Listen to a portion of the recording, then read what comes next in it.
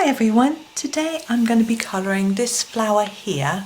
This is from this flower wreath, which is from Johanna Basford's 2021 weekly planner, and it's also from World of Flowers.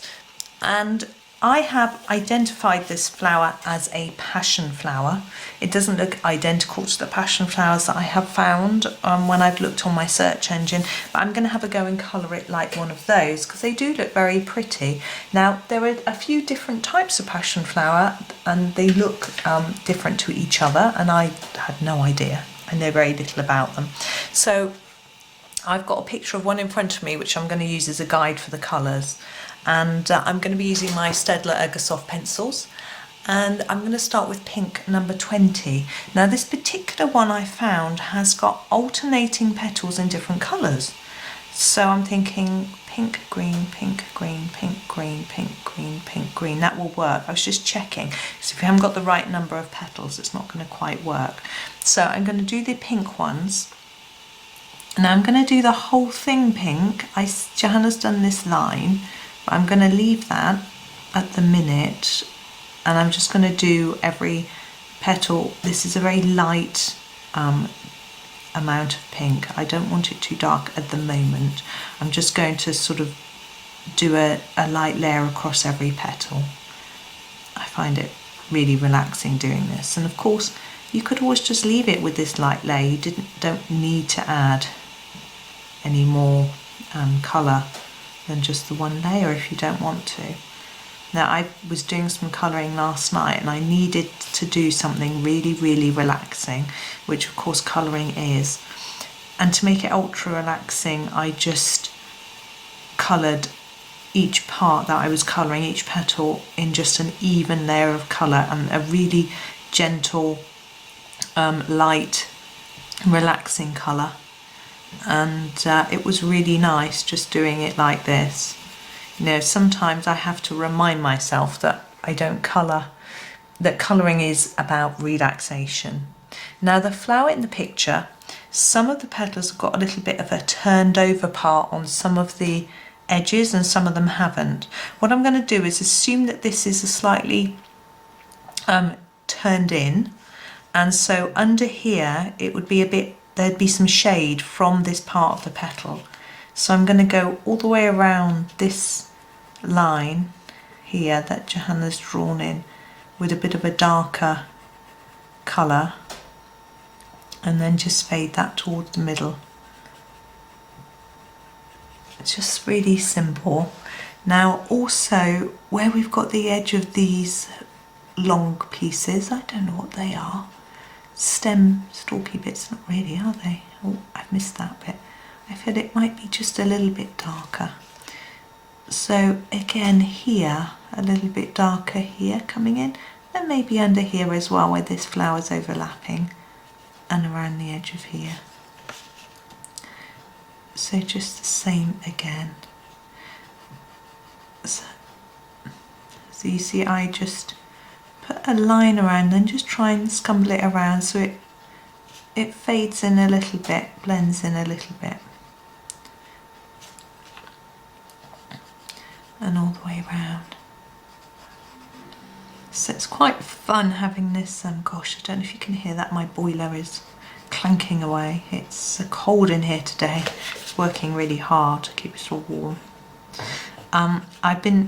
This year I've got a magical jungle I'm going to be working through for a while. I may not do lots of tutorials on it because I'm aiming to do quite a few from this planner. Now I'm just having a look at the picture. Now these are green in my picture, a very pale, almost whitish green. I don't quite have that shade, but I'm going to use this one, number 56. I rather like this shade of green, and I'm going to use exactly the same technique as I did for the other petal. So I'm just going to start off with a light layer. This hardly shows up. Gosh, I'm sorry about the lighting. It doesn't look quite so yellow as sometimes when I film down here in the kitchen, but I'm aware that my hands and my head often shade the page. It's just because of the strong overhead light. I try not to use overhead lights when I film up in the sitting room, but with the children at home, homeschooling, there's not a lot of choice but to come down into the kitchen and film. It's very dark outside too, so I can't not have the light on. This kitchen's always dark anyway, even on the brightest of days. So anyway, hopefully you can cope with the annoyance of the light. It's really bright for me, which is nice. Sometimes when I'm colouring upstairs, what's going on here? We've got, that should be pink, shouldn't it? When I'm colouring upstairs, I can hardly see, but the camera adjusts the light so you can. But this is nice and bright for me. I think that bit's green.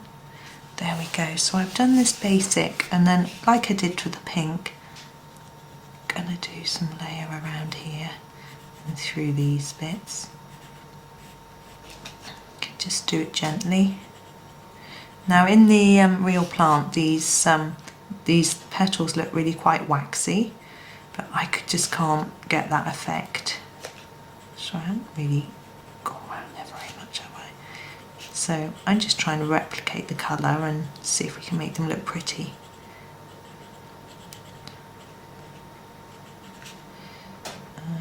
What's going on there? I think that perhaps that should have been pink. Oh well, it's done now. No one's going to be looking that closely, are they?